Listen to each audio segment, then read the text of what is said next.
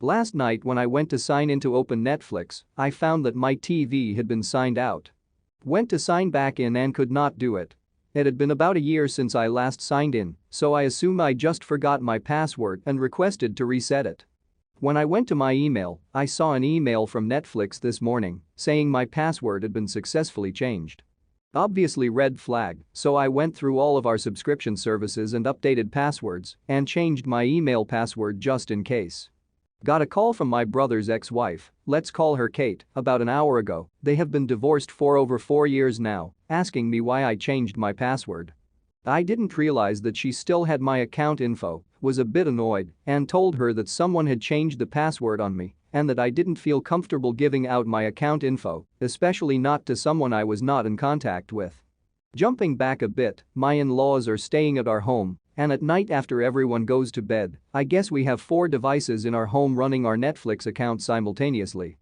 When she called, Kate explained how she tried to get onto our account on Christmas night and was greeted with the message that there were too many users on our account currently, so she could not access it. She got the idea that it would be totally fine with me if she logged into our Netflix account and changed the password so that she and her new husband could watch their show. Said this calmly like it was the most reasonable thing in the world. I nearly lost it.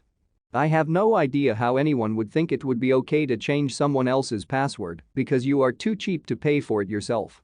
I told her I do not want to hear from her anymore, I am not giving her our info, and hung up. 15 minutes ago, she called my wife and asked for the Disney password. I was lazy and had the same account info for each streaming service, and apparently, she figured this out and was logged into several of our services. When I realized who my wife was talking to and what about, I motioned for the phone. Kate was just whining that she at least needed to have access to Disney so her son, who is 18 months old, could watch Bluey and that he just needed it to be able to get ready for bed. I told her to go to hell and hung up. Great way to ruin my mood for the night. Don't forget to log out all devices on those services so they can't log back in. Most browsers will remember tokens rather than passwords so they can keep getting in. Son is living with his girlfriend. She gave Hulu login to a friend who was selling it to people. Son discovered it and called Hulu to wipe everyone on the account. 5 minutes later, a friend called the GF saying they were getting calls from friends, started admitting they gave it out, and literally pissed off my son refused to give out the new password. My sil did the same thing to me. I was so angry I would not even give her the new login.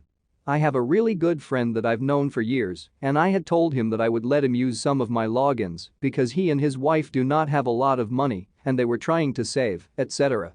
There were just a few specific things that we talked about that I would give them the logins for. His wife had the nerve to message me and ask me what other streaming services I had so she could get access to everything. Just a quick story of a time I was petty enough to spend money to deny a spoiled brat a cool toy. A few years ago while working overseas for the military, I was doing some quick shopping at my base exchange. While standing in an aisle looking at some cleaning items, I began to hear in the distance the sound of what felt like a screaming bat-goat hybrid that just proceeded to get louder and louder. I looked out of the aisle to see the possible cryptid, but just saw a screaming little boy being pushed into a shopping cart by his mom. People around them were looking annoyed as the kid was practically screeching at the top of his lungs over and over again, I want it. I want a big gun. I want a big gun, and pointing at the toy aisle a few rows down. While passing by me I overheard the mom telling her son, "Not now, sweetie, mommy has to get to the makeup counter. We'll pick it up on the way out." This rubbed me the wrong way. Not only was this mother okay with how her son was acting, but she was also going to reward him. I then got curious and decided to go to the toy aisle to see this big gun. I turned the corner and immediately saw what he was talking about. And I'll give the kid credit, he has good taste because on the shelf was the biggest Nerf gun I had ever seen. It was called the Titan CS-50, and it was just a straight-up mini-gun. Example? Heavy weapons guy from Team Fortress. After spending a few minutes admiring it and daydreaming about how I would have absolutely destroyed my friends in the Nerf gun fights we had as kids with this monster, I then realized this Nerf gun was the last one on the shelf. I immediately grabbed it and then found a store employee to ask a few questions. Me. Excuse me. Can I ask a few questions about this toy? Employee. Yes, sir, what would you like to know? Me. Is this the last one you have? Like, is there any more in the back? Employee? Let me check. The employee then leaves to the back of the store for a few minutes and then returns to tell me the best news possible. Employee? Hey, sir. Yay, that one you're holding is the last one of that toy we have. I also checked on our computer, there also doesn't seem to be any more in stock in the other closest exchange store or on our online store. So if you want to get it, better get it now, cause I also don't think we're going to be getting any more anytime soon. Me. Smiling like the Grinch when he got a wonderful awful idea, thank you. I then immediately proceeded straight to checkout and bought the Nerf Younglings Slayer 2000. But the cherry on top was what happened after I bought my new toy. I went back into the store to make sure that the mini Banshee knew what I just bought. I found him still in the shopping cart next to the makeup counter with his mom talking to a salesperson. I casually walked by in front of the kid with the Nerf BFG under my arm, and what happened next was most definitely worth the price tag. The look of shock and fear just completely took over this kid's face as he starts to scream as well as yank on his mom's sleeves and point at me. I just disappear into another aisle and proclaim that my job was now done. While leaving the store, they must have rushed back to the toy aisle because I again could hear the ear-piercing screeches of that little crotch goblin coming from the toy aisle screaming, "It's gone. It's gone." I usually don't like the sound of screaming kids, but that might as well have been a live Aerosmith performance because that was just pure audible chocolate to me. And while leaving, I walked past a guy entering the store who could also hear the screaming kid. Guy. Jesus Christ. What the hell is that? Me. Most likely a mistake. Mom was most likely hoping the kid would forget about the toy by the time they were ready to leave. If she was actually going to purchase it for him, why not put the toy in the cart and avoid the screaming? I looked out of the aisle to see the possible cryptid lumphao that's perfect. This reminds me of another such experience narrated on Reddit, where the OP hears a brat being rude to his mother for not purchasing Hershey bars for him and calls his mom an idiot.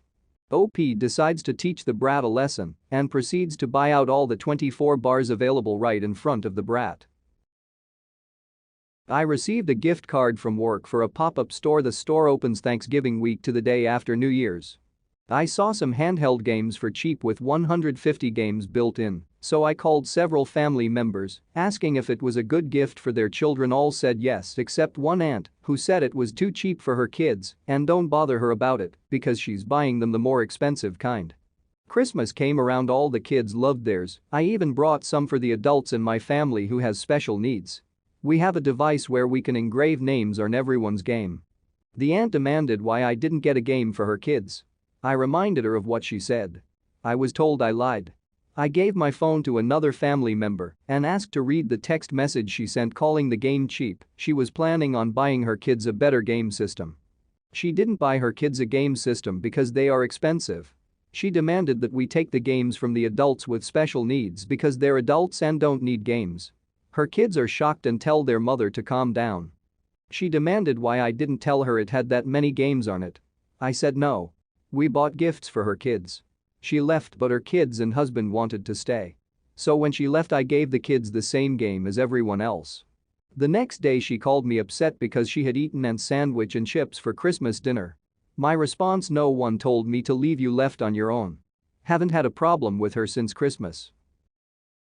You buying them the game anyway and pretending you didn't until she leaves in a huff was great. This belongs to petty revenge as well. I bet your Christmas dinner was a lot nicer without her sourness. Haha. And he got what she deserved. Very generous gifts, OP, good for you.